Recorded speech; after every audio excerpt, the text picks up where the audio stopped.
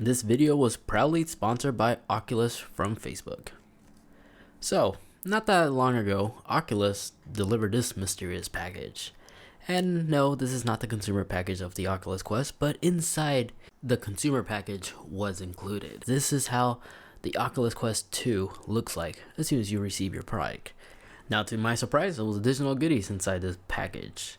We had a t-shirt, which uses that athletic stretchy material that allows moisture to easily evaporate through, sweatbands, and a cool aluminum bottle with the Oculus Quest logo, and a nice comfortable sweater. So the Oculus Quest headset that they provided is the 64GB model, and the one next to that one is the 256GB version. Notice how the packages between these two are 100% identical. Even when you unbox the two, the package is exactly the same. You have the awesome VR headset right there in the middle. You have this package, which includes the power brick and the cable to charge the VR headset. Then you get the newly improved Touch 2 controllers, which I'll explain the differences in a bit. Batteries are included, and actually has a nice wrist attachment right here, so you don't accidentally throw your controllers whenever you're playing some high intense VR games. And if you wear glasses, a spacer is also included, which just simply attaches onto the VR headset just like so. So what makes this VR headset different from other competitors on the market is that this is basically an all-in-one headset. That means there's no need to have external cameras or sensors scattered around the room like some of those other ones, as literally everything is built into this unit. And what makes this one much better than the previous first generation Oculus Quests, notice how the touch controllers still resemble the touch controllers, but on the new Oculus Quest 2, the trigger button is actually slightly wider, and there actually is more room here for your thumb to freely move around.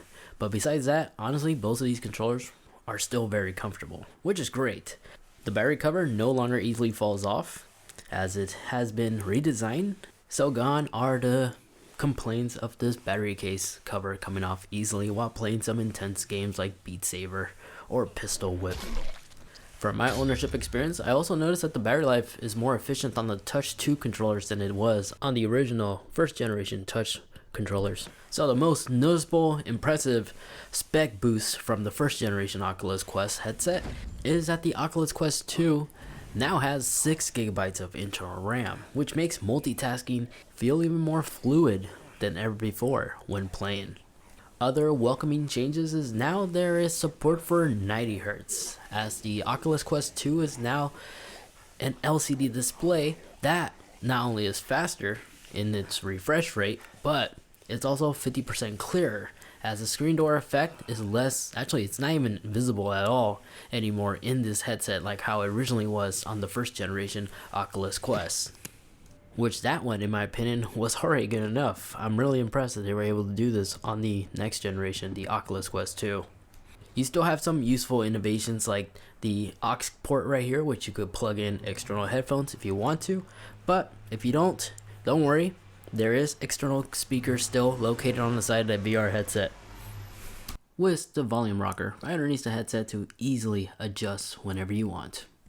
And I cannot forget to mention, a massive improvement from the first generation Quest headset is the chipset that's found on the Oculus Quest 2 is the latest and greatest Snapdragon XR2, and many benchmark scores has shown. If you search for it on Google, you can find a lot of different benchmark scores showing that it definitely does outperform the first generation performance game in both graphics and overall performance. And after playing a couple of games, yeah, the performance coming from the Oculus Quest 1 to the Quest 2 is significantly noticeable. But now, is this enough to actually make the upgrade worth it to upgrade? Honestly, playing some of these games, the experience, it still is very similar. I'm able to enjoy the game as much as I originally did on the Oculus Quest 1. So if you own an older headset, it's optional. You don't have to upgrade. But if you're picking up a VR headset for the first time, the Oculus Quest 2 is by far the best one in the market. For a headset that is jam-packed with some really impressive specs now, it's an all-in-one headset that starts at $299, and for just $100 more, you could have 4 times the storage capacity. This is a great overall headset, and don't forget it has support for the Oculus Link, So if you want to plug it into your PC and utilize your GPU power on your desktop, you easily can. And there's a lot more things you could do with this thing. So overall conclusion, the first few weeks of me owning this headset has been so far positive. It does connect with Wi-Fi 6, so it has faster download speeds, low latency, and it has a higher chance of being future-proof. But besides that, for my in-depth review of the VR headset after the first month, make sure you are subscribed, as I have that video coming out very soon. And pro tip, if you're buying this, make sure you also combo it with the Elite strap. Trust me, this thing is absolutely comfortable, and try to get the traveling case if possible, but the Elite strap is my #1 recommended accessory. So for anybody in the fritz of they should pick up the VR headset, do it. There's so much you could do with this thing. It's just unbelievable. Anyway, folks, thanks so much for watching. Thank you, the team over at Oculus, for sponsoring today's video. For more Oculus Quest stuff, make sure you are subscribed, as I got plenty more content coming out soon for this very interesting headset. Anyways, thanks so much. Take care, and I'll catch you all in the next one. See ya.